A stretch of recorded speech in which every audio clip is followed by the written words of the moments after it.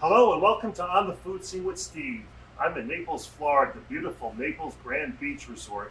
And with me is Chef Marcos, who is the executive chef of several restaurants here at the property.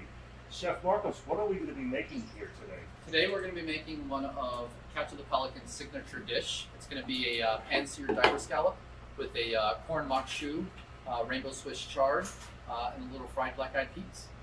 Great, and this is something the home cook you said should not have a problem No, preparing. Wonderful. no. So why don't we get started and tell Okay. us what we're going to do? Perfect. So first thing we're going to do is get started with our mock choux. So mock choux is a very popular dish in the southwest or south United States. So usually it contains peppers, corn, garlic, green onions. Very simple dish.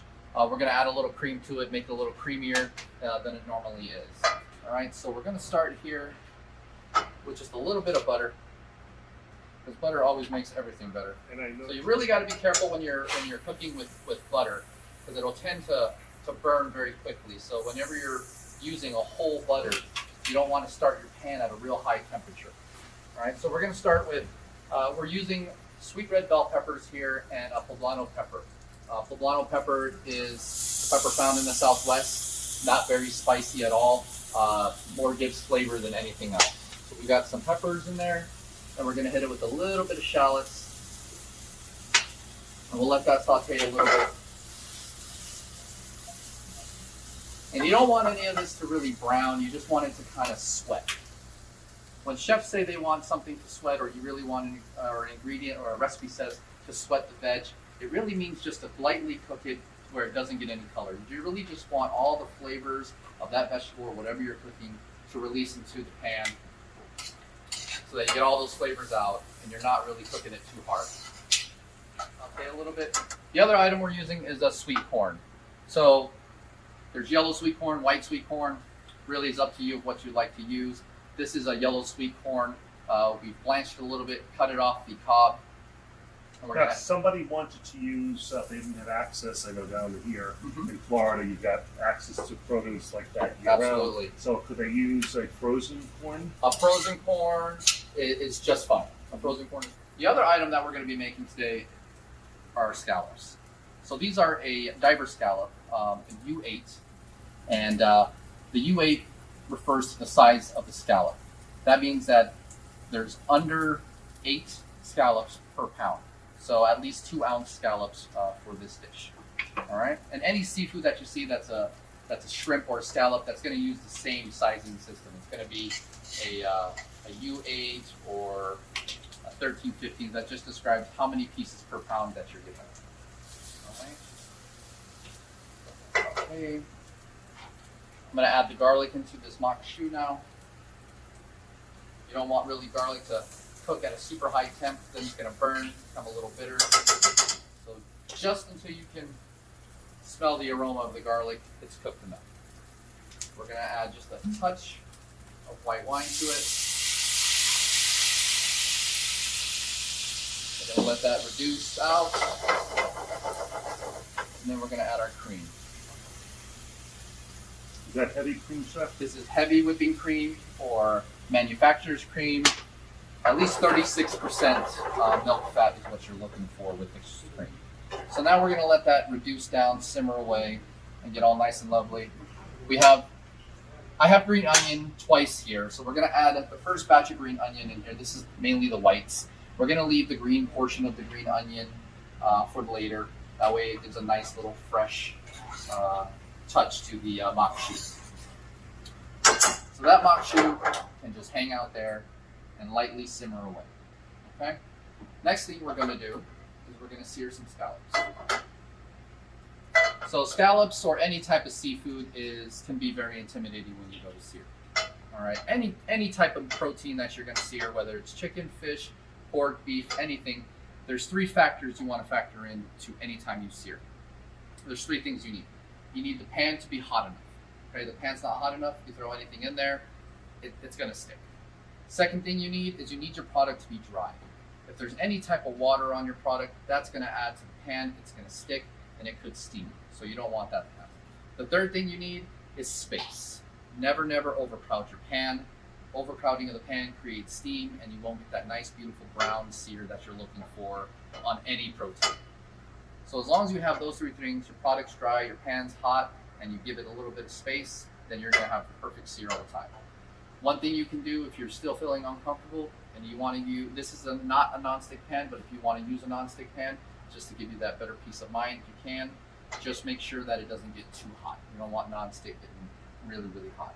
So for this, we're going to sear the scallops. I'm not going to start off with butter because I want the pan really hot. All right.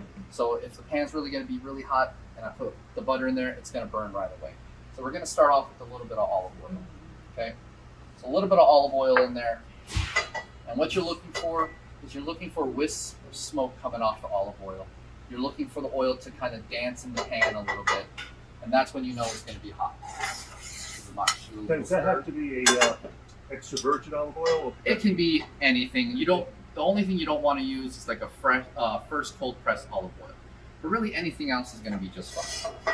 So we're going to season our scallops with a little bit of salt, and we're using kosher salt here. I like kosher salt because you can feel the granules and see what's going on there. A table salt or an iodized salt, it's hard to judge how much salt you're really putting on your food. Now, traditionally, you would use white pepper on seafood or anything that's white. That way you're not adding any colors to the seafood. You really want that brown sear to come out. All right, so I'm going to pick one up. I'm going to test the pan a little bit. You hear that sizzle? You know the pan's ready. So once you throw your scallops in there, don't touch your scallops. Don't even think about moving them. The hardest thing to do is put something in a pan and not touch it. Everybody wants to move them right away, move them around, make sure they're not sticking. Don't do it. Fight the urge. All right, so give it a little bit of space. And then just let it hang. You've got enough oil in there. Scallops are really going to sear nicely there, okay? All right. The mock shoe's going nice and I see that's reduced nicely. yes, so it's going to get a little thick, and that's kind of what you want. All right. So at this point, we're pretty good. If you wanted to, you could add a little bit of water and let it reduce even more, get a little more creamy, but you really don't need to at this point. All we're going to do is season it. A little salt. Very simple. Little pepper. Now, if you don't have poblano peppers, you can use green bell peppers. You can use the little sweet peppers that you find in the little bags at the store now, which I love so much. You can use any pepper you want, as long as it's not a jalapeno pepper, unless you like spice. Then you can throw that in there too. All right, so scallops, as you can see, I haven't touched them. As you can see on the side of the scallops, it's starting to get a little brown there, all right? I'm gonna check it. That's a little peak. Almost. You want that deep golden brown, GDD, golden brown and delicious. That's what you want, all right? So we're gonna season the other side of the scallop because I do not like one-sided seasoned food. We want all the sides of the food seasoned. All right? Now scallops, you don't want to cook scallops well done. Scallops are best served about a medium. I wouldn't go past the medium. As long as they're nice and warm in the middle, that's all you're looking for. So we're going to turn them. And you should only flip these one time. Don't flip them multiple times. Otherwise. And don't try to get the sides done either. Don't try to get the sides done at all. All right. Now we're real life cooking here. As you can see, chef doesn't have a perfect sear on that scallop there. It happens, even to professionals. Don't worry about it. It's still going to taste delicious. So you still don't want to flip that over again? Still don't want to flip that over again because what's going to happen is it's going to overcook. I'd rather have a scallop that's nicely cooked, not as much brown as I would like, but it's fine. If we were in a restaurant, I would serve that. We need it in that. All right. So really, we had about 2.5 minutes on one side. You can go 1.5 minutes to another 2 minutes on the other side. You still want the scallops to have a little bit of bounce in them. Scallops will cook tremendously fast if you don't watch them. And if you overcook them, they get really, really tough. So that's not what you want. They get tough like a rubber band. All right, so you want a little bit of bounce in them.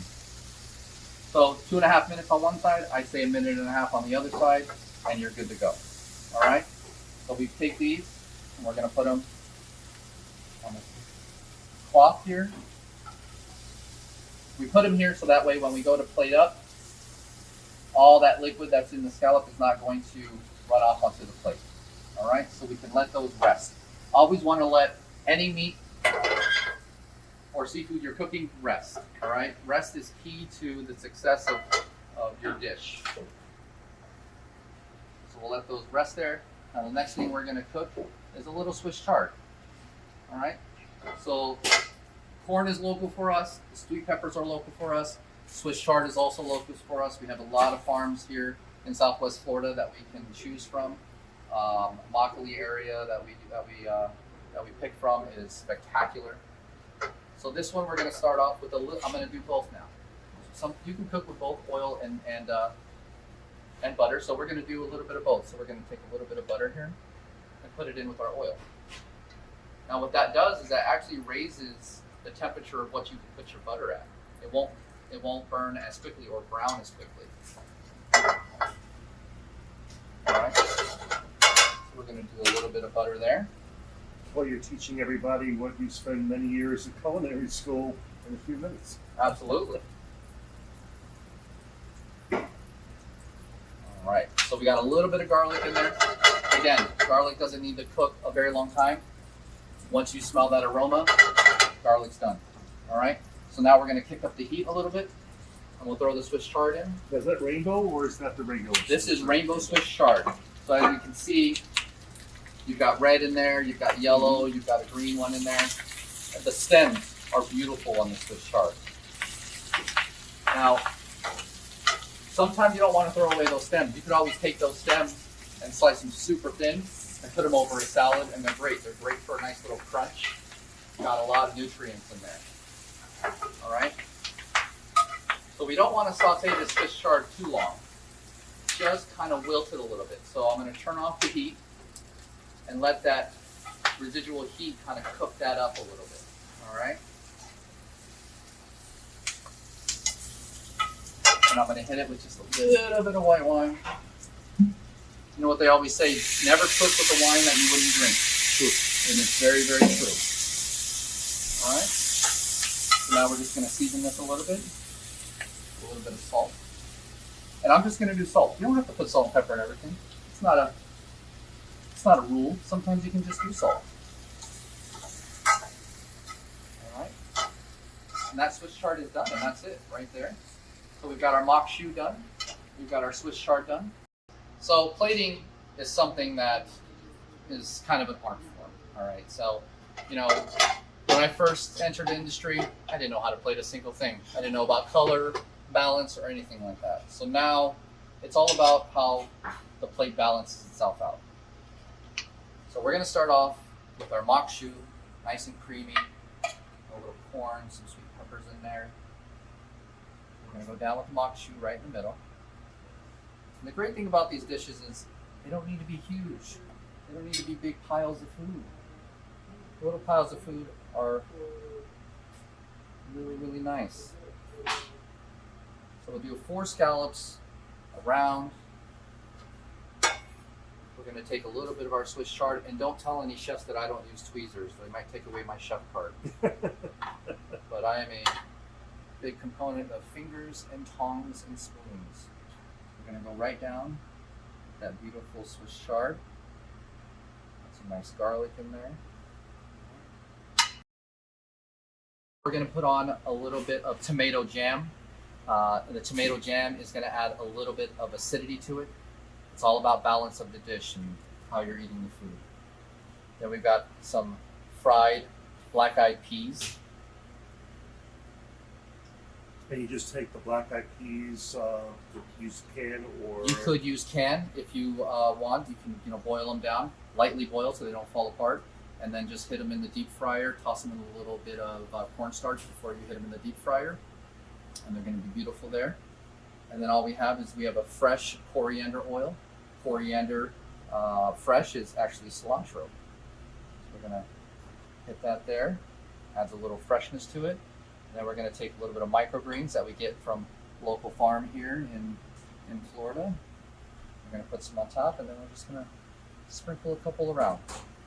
So if a home cook chose not to use the beauty that you used here, they can just omit that, although you're going to give us the recipe. I will give you the recipe for tomato jam. And tomato jam is as easy as making a marinara.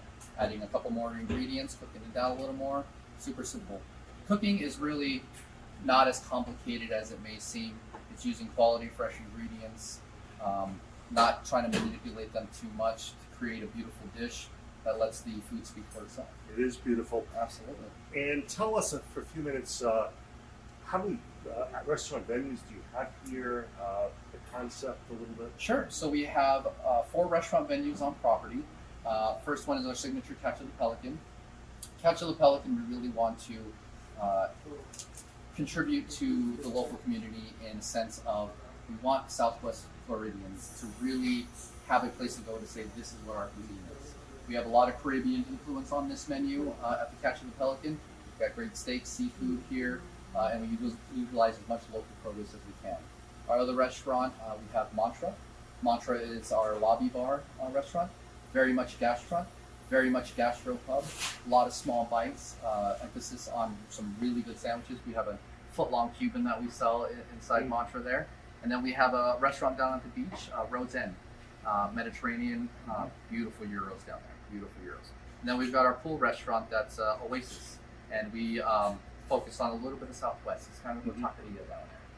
And we can't not talk for a moment about your wonderful Sunday brunch and Absolutely. the Bloody Mary bar. So we have a huge Bloody Mary bar. I can't even tell you how many different combinations of Bloody Marys that you can do with that bar. There's probably about 70 different toppings on there that you can mix and match. There's probably 10,000 combinations that you can do. Our brunch is very unique and very special. Is you come into Catch of the Pelican kitchen for the food. So we have chefs on the line cooking small plates, putting up them in the window, and you can grab. We'll have carving meats.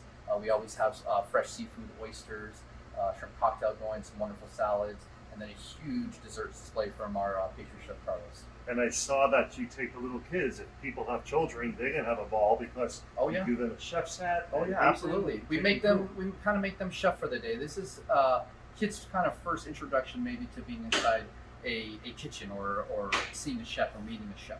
So we really want to make it special. So they come in, they get a little Naples Grande apron, get a little chef's hat, and they can be chef for the day. And for those people that would like more information about the resort, what is the website? The website is Naples Grande, spelled with an E, so like grande.com. Great.